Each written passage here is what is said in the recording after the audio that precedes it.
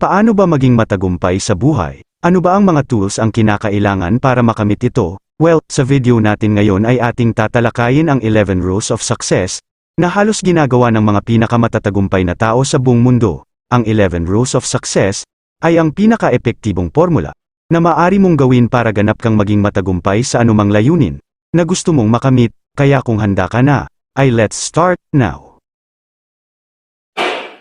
Rules number 1, Positive Mindset. Ito ang unang batas ng tagumpay, na kinakailangan mong gawin kung ang hangarin mo ay magkamit ng maraming tagumpay sa mga landas, na pinipili mong lakbayin, dahil bago ka maging successful, ay dadaan ka sa iba't ibang klase ng pagsubok, na anupat kailangan mong maging matatag sa anumang sitwasyon na darating sa'yo. At mangyayari lang ito kung mananatili kang positibo, at may malinaw na pananaw, na sa kabila ng mga pangit na sitwasyon ay may nakikita ka pa ring liwanag, na nagbibigay pag-asa sa'yo.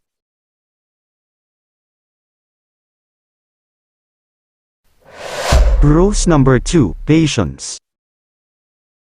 Sapagkat ang tagumpay ay hindi nangyayari agad overnight, dahil isa itong pangmatagalang proseso, na nangangailangan ng mahabang pasensya, at pagtsatsaga, dahil dadaan ka sa mga iba't ibang trial, at maraming mga pagtatangka na kung minsan ay maari kang manalo, subalit mas madalas kang matatalo, kaya kinakailangan mong magtiis at maghintay, dahil gaya nga sa isang saliw ng isang mantra, na everything comes to you, at the right time, be patient.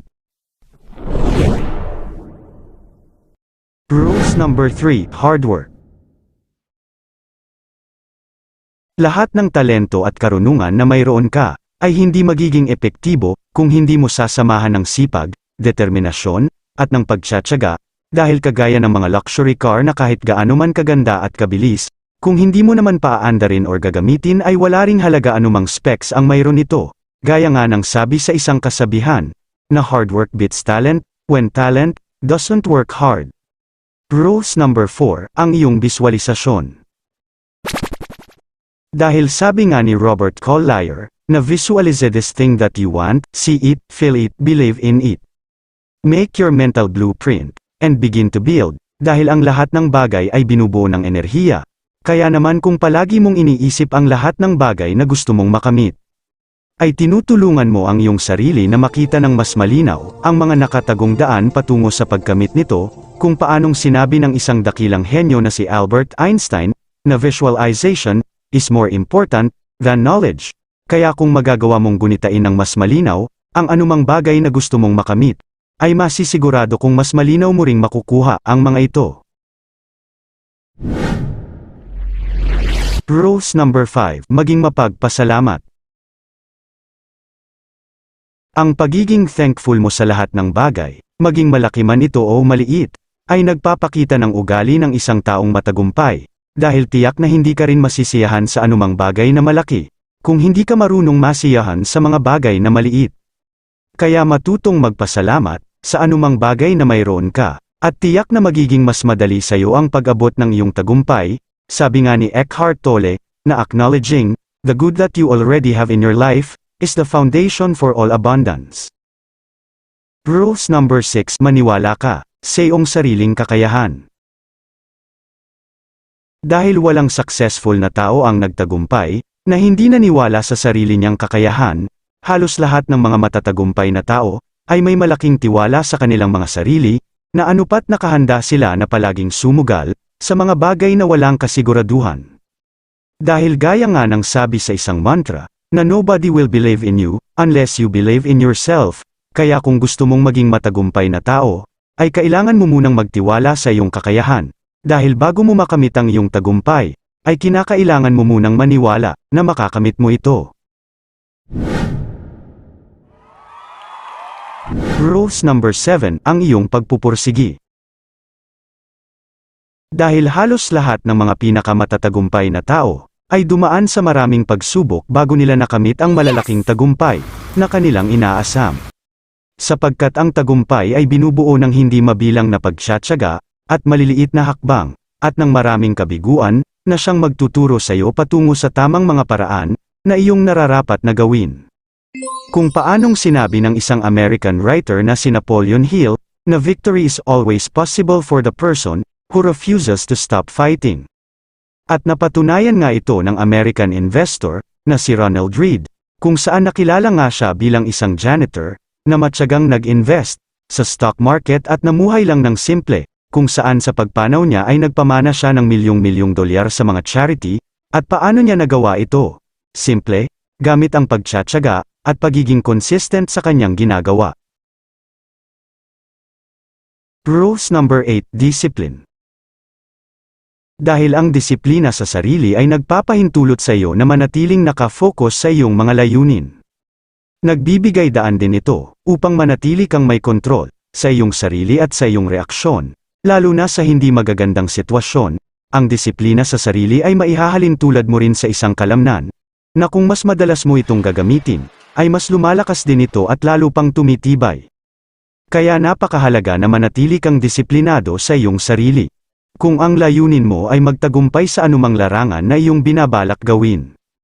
At magagawa mo ito, una sa pag-iwas mo sa mga negatibong kaisipan, ikalawa sa pag-iwas mo sa mga masasamang gawi, lalo na ang pagkain mo ng mga matataba at matatamis na pagkain, na nakakasira sa iyong magandang kalusugan, at ang disiplina mo sa pagtulog ng maaga, pag-eehersisyo, at marami pang iba, na kung patuloy mo lang gagawin ng may pagtsatsaga, ay siguradong mas mabilis mong makakamit ang inaasam mong tagumpay. Rules number 9, Take a risk. Ang pag-take mo ng risk ay nangangahulugan ng pagsubok mo sa isang bagong bagay na hindi tiyak. At walang kasiguraduhan na posibleng mauwi lang sa pagkabigo. O di naman kaya ay sa tagumpay. Ngunit ano pa man ang maging kahinatnan nito, ay hindi ibig sabihin na kinakailangan mo ng tumigil at huminto. Lalo na kung hindi naging maganda ang resulta nito. Bagamat masakit ang makaranas ng kabiguan, ngunit nagiging daan din ito, patungo sa paglago, at pagsulong ng iyong kaalaman, kung paanong si Thomas Edison ay gumawa ng 1,000 pagkakamali, sa pagtatangka niya na maimbento ang isang bumbilya. Ngunit sa halip na tingnan niya, ang mga ito bilang mga kabiguan, ay mas nakilala niya ito, bilang isang oportunidad upang sa wakas ay maimbento niya ang kauna-unahang bumbilya. Dahil ang buhay ay puno ng maraming risk, na kung hindi mo haharapin, ay posibleng hindi ka na talaga magtagumpay. Dahil sabi nga sa isang kasabihan, na life is all about taking risk. If you never take a risk, you will never achieve your dreams. Rules number 10, Focus. Ang pananatili mong nakafocus sa anumang bagay na binabalak mong gawin, ay tutulong sa iyo upang ganap mong mapadali ang pagkamit nito, at magagawa mo nga ito, sa pamamagitan ng pag-alis mo sa lahat ng mga distraction, na hindi naman makakatulong sa iyo, or wala namang kinalaman sa mga layunin, na iyong binabalak na gawin. Dahil ang focus, ay maihahalin tulad mo sa isang kamera, na kapag itinutok mo sa iisang direksyon na gusto mong kuhanan, ay nagiging mas madali, at mas perfect, ang larawan na gusto mong makuha, at ganito rin, kapag gusto mong makuha ang iyong mga goals, kailangan mong ituon ang iyong sarili sa iyong mga layunin, at siguraduhin na nakatutok ka lang sa iisang target, at doon mo lang ilagay ang lahat ng iyong paggawa, ang iyong oras, at atensyon, hanggang sa tuluyan mo ngang ito ay makamit. Rules number 11, Never give up. Ang pagkabigo ay isang natural na bahagi ng ating buhay. Kasama ito sa proseso na pagdadaanan mo patungo sa hinahangad mong tagumpay. Kaya naman, napakahalaga na hindi ka marunong sumuko sa anumang hamon. Sa trabaho man, o negosyo, sapagkat ang daan patungo sa tagumpay ay hindi magiging ganon kadali, maraming mga trials, rejection, at failure, ang iyong kakaharapin na maaaring magbigay sa iyo ng dahilan, upang umatras at sumuko na lang, kaya hindi ka dapat panghinaan ng loob, kapag dumaraan ka sa mga pagsubok, dahil ito ay isang daan na siyang magtuturo sa iyo, upang lalong mas maging magaling, at mas maging mahusay, kaya hindi ka dapat sumuko, anuman ang problema na iyong kaharapin. Dahil sabi nga sa isang kasabihan, na winners never quit, and quitters never win, kaya never give up.